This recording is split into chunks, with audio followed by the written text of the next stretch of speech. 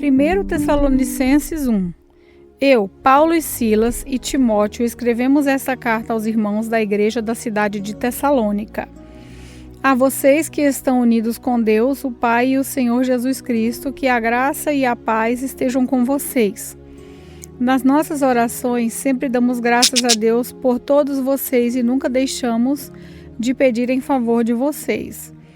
Pois lembramos, na presença do nosso Deus e Pai, como vocês puseram em prática a sua fé em Jesus Cristo. Irmãos, sabemos que Deus os ama e os escolheu para serem dele, pois temos anunciado o Evangelho a vocês, não somente com palavras, mas também com poder, com o Espírito Santo e com a certeza de que essa mensagem é a verdadeira.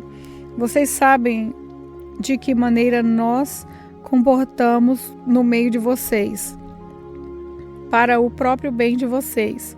E vocês seguiram o nosso exemplo e o exemplo do Senhor Jesus. Embora tenham sofrido muito, vocês receberam a mensagem com aquela alegria que vem do Espírito Santo. Desse modo, vocês se tornaram um exemplo para todos os cristãos das províncias da Macedônia e da Acaia. Pois a mensagem a respeito do Senhor partiu de vocês e se espalhou pela Macedônia e pela Acaia. E as notícias sobre a fé que vocês têm em Deus chegaram a todos os lugares. Portanto, sobre isso não é preciso falarmos mais nada. Todas as pessoas desses lugares falam da nossa visita a vocês e contam como vocês nos receberam bem e como vocês deixaram os ídolos para seguir e servir ao Deus vivo e verdadeiro. Eles contam também como vocês estão esperando em Jesus, o Filho de Deus, a quem Deus ressuscitou. Volte do céu esse Jesus que nos salva do castigo divino que está para vir.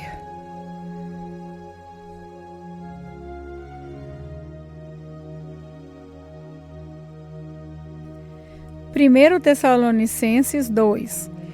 Vocês sabem muito bem, irmãos, que a nossa visita não ficou sem proveito. Sabem também como fomos maltratados e insultados na cidade de Filipos, antes de chegarmos aí em Tessalônica. Fomos muito combatidos, mas o nosso Deus nos deu coragem para anunciar a vocês a boa notícia que Ele vem. Aquilo que anunciamos a vocês não se baseia em erros ou em má intenção. E também não tentamos enganar ninguém. Pelo contrário, sempre falamos como Deus quer que falemos, porque Ele nos aprovou e nos deu a tarefa de anunciar o Evangelho. Não queremos agradar pessoas, mas a Deus que põe à prova as nossas intenções. Pois vocês sabem que muito bem que não usamos palavras bonitas para enganar vocês, nem procuramos tapear vocês para conseguir dinheiro. Deus é testemunha disso. Nunca procuramos elogios de ninguém, nem de vocês nem de outros. No entanto, tínhamos o direito de exigir de vocês alguma coisa, por sermos apóstolos de Cristo, mas quando estivemos com vocês, nós fomos como crianças, fomos como uma mãe ao cuidar dos seus filhos. Nós os amamos tanto que gostaríamos de ter dado a vocês não somente a boa notícia que vem de Deus, mas até mesmo a nossa própria vida, como nós os amávamos. Irmãos, vocês com certeza lembram de como trabalhamos e lutamos para ganhar o nosso sustento. Trabalhávamos de dia e de noite a fim de não sermos uma carga para vocês, enquanto anunciávamos a vocês a boa notícia que vem de Deus. Vocês são nossas testemunhas e Deus também, de que nosso comportamento entre vocês que creram foi limpo, correto e sem nenhuma falha. Vocês sabem que tratamos cada um como um pai trata o seu filho. Nós os animamos e aconselhamos para que vocês vivessem de uma maneira que agrada a Deus, que os chama para terem parte no seu reino e na sua glória. Existe outra razão pela qual sempre damos graças a Deus, Quando levamos a vocês a mensagem de Deus, vocês a anunciam e a aceitam. Não a aceitam como uma mensagem que vem de pessoas, mas como uma mensagem que vem de Deus, o que de fato ela é, pois Deus está agindo em vocês, os que creem. Meus irmãos, o que aconteceu com vocês não havia acontecido também com as igrejas de Deus na Judéia, com o povo dali que pertence a Cristo Jesus. Vocês foram perseguidos pelos seus próprios patrícios, do mesmo modo que os cristãos da Judéia foram perseguidos pelos judeus. Foram os judeus que mataram o Senhor Jesus e os profetas e também os perseguiram. Eles desagradam a Deus e são inimigos de todos. Tentam até nos impedir de anunciarmos a mensagem da salvação aos não-judeus. Com isso, eles completam o total dos pecados que eles têm cometido. Mas agora o castigo de Deus caiu finalmente sobre eles. Irmãos, nós tivemos de nos separar de vocês por algum tempo. Estamos longe dos olhos, mas perto do coração. Sentimos muita saudade de vocês e gostaríamos de vê-los outra vez. Por isso, quisemos ir até aí fazer uma visita a vocês. Pelo menos eu, Paulo, quis fazer isso mais de uma vez, mas Satanás não nos deixou. Afinal, quando o nosso Senhor Jesus Cristo vier, vocês e ninguém mais são de modo todo especial a nossa esperança. A nossa alegria é o nosso motivo de satisfação diante dele pela nossa vitória. Sim, vocês são o nosso orgulho e a nossa alegria.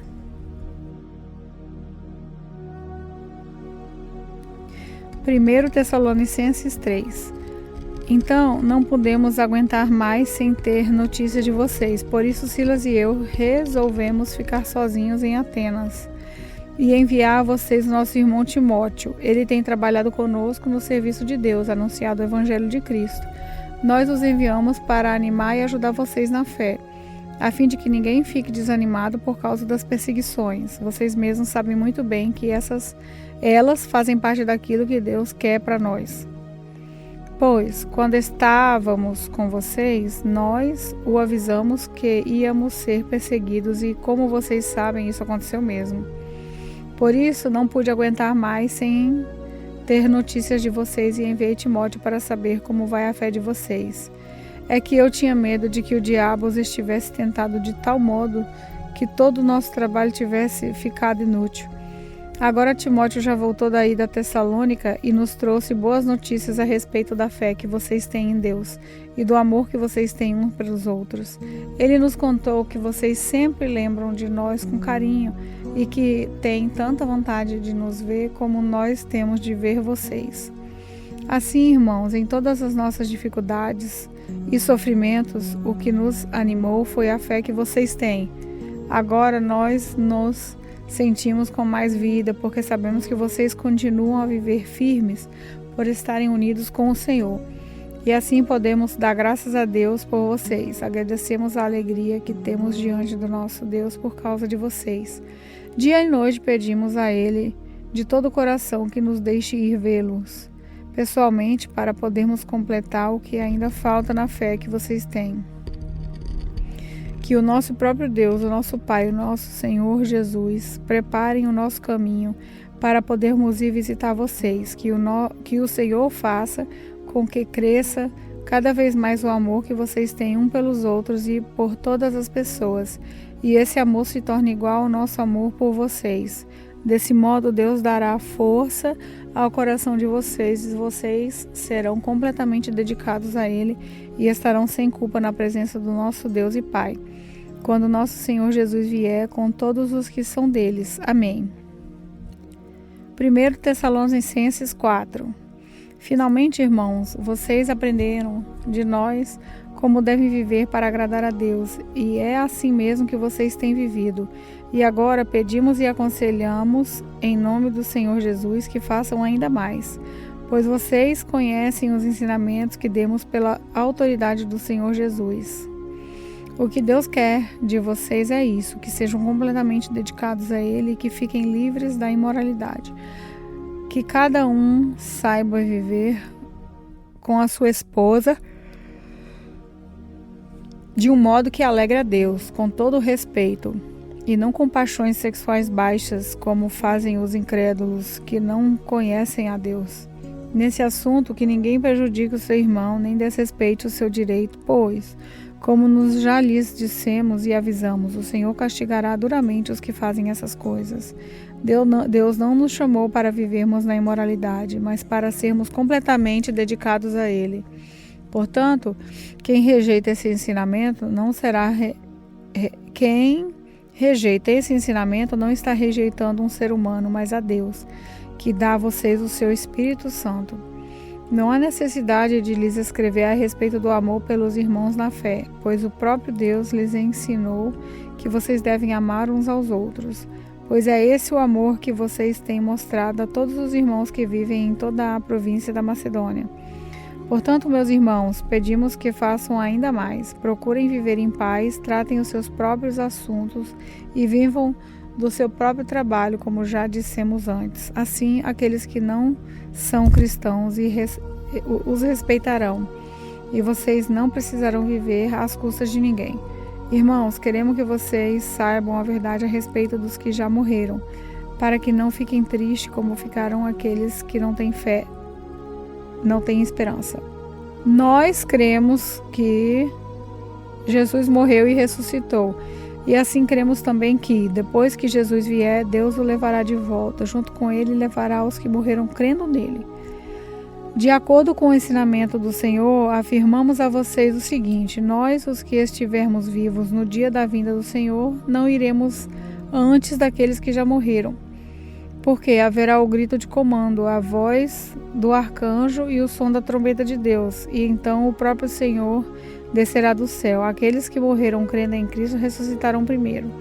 Então nós, os que estivermos vivos, seremos levados nas nuvens, junto com eles, para nos encontrarmos com o Senhor no ar, e assim ficaremos para sempre com o Senhor. Portanto, animem uns aos outros com essas palavras. 1 Tessalonicenses 5. Irmãos, vocês não precisam que eu lhes escreva a respeito de quando e como essas coisas vão acontecer, pois vocês sabem muito bem que o dia do Senhor virá como um ladrão, na calada da noite, quando as pessoas começarem a dizer tudo está calmo e seguro. Então é que, de repente, a destruição cairá sobre elas. As pessoas não poderão escapar, pois será como uma mulher que está sentindo dor de parto. Mas vocês, irmãos, não estão na escuridão. E o dia do Senhor não deverá pegá-los como um ladrão, que ataca de surpresa. Todos vocês são da luz e do dia. Nós não somos da noite nem da escuridão. Por isso não vamos ficar sozinhos, como os outros, mas vamos estar acordados e em nosso perfeito juízo. Os que dormem, dormem de noite. Os que bebem, é de noite que ficam bêbados. Mas nós, que somos do dia, devemos estar em nosso perfeito juízo. Não devemos usar a fé e o amor como couraça. Nós devemos usar a fé e o amor como couraça e a nossa esperança de salvação como capacete. Deus não nos escolheu para sofrermos o castigo da sua ira, mas para nos dar a salvação por meio do nosso Senhor Jesus Cristo, que morreu por nós para podermos viver com Ele, tanto se estivermos vivos como se estivermos mortos, quando Ele vier. Portanto, animem e ajudem uns aos outros, como vocês têm feito até agora. Irmãos, pedimos a vocês que respeitem aqueles que trabalham entre vocês, isso é, aqueles que foram escolhidos pelo Senhor para guiá-los e ensiná-los. Tratem essas pessoas com o maior respeito e amor por causa do trabalho que fazem e vivam em paz uns com os outros. Pedimos a vocês, irmãos, que aconselhem com firmeza os preguiçosos. Deem coragem aos tímidos, ajudem os fracos na fé e tenham paciência com todos. Tomem cuidado para que ninguém pague o mal com o mal. Pelo contrário, procurem em todas as ocasiões fazer o bem uns aos outros e também aos que não são irmãos na fé. Estejam sempre alegres, orem sempre e sejam agradecidos a Deus em todas as ocasiões. Isso é o que Deus quer de vocês por estarem unidos com Jesus Cristo. Não atrapalhem a ação do Espírito Santo, não desprezem as profecias, examinem tudo, fiquem com o que é bom e evitem todo tipo de mal. Que Deus, que nos dá a paz, faça com que vocês sejam completamente dedicados a Ele e que Ele conserve o espírito, a alma e o corpo de vocês livres de toda mancha, para o dia em que vier o nosso Senhor Jesus Cristo. Aquele que os chama é fiel e fará isso. Irmãos, lembrem de nós nas suas orações. Cumprimentem todos os cristãos com um beijo de irmão. Peço com insistência pela autoridade do Senhor que esta carta seja lida para todos os irmãos. Que a graça do Senhor Jesus Cristo esteja com vocês.